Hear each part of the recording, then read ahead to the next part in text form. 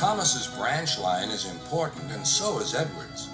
But their track and bridges are not so strong as those on the main line. Sir Topham Hatt does not allow the heavier main line engines like Gordon to run on them. But one day, the way Gordon was talking, you would have thought Sir Topham Hatt had given this order for quite another reason. "It's not fair," grumbled Gordon. "What isn't fair?" asked Edward. "Letting branch line diesels pull main line trains."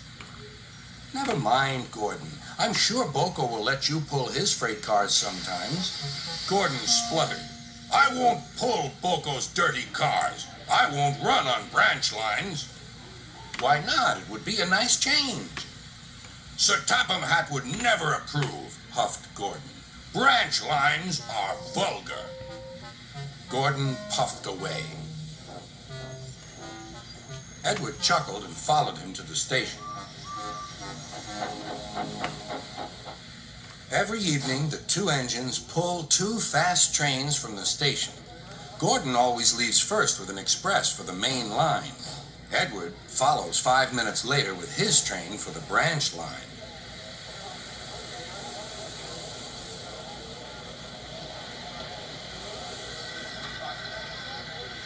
Usually, everything runs like clockwork, but tonight there was trouble.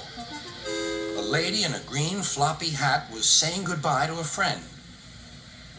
It was nearly time for Gordon to start. The fireman looked back towards the conductor's van and saw something green waving. "Right away, mate." He thought the conductor had waved his flag. Gordon started, leaving luggage, his passengers, and the conductor all standing on the platform. Everyone was very surprised and cross.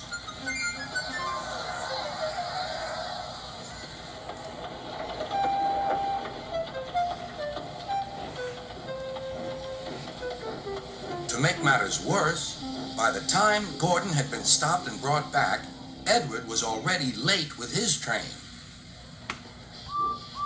So now he set off first. But the signalman at the junction wasn't told about the change. By mistake, he sent Edward along the main line. Gordon was sent along the branch and arrived cold and cross on one of the sidings near the harbor.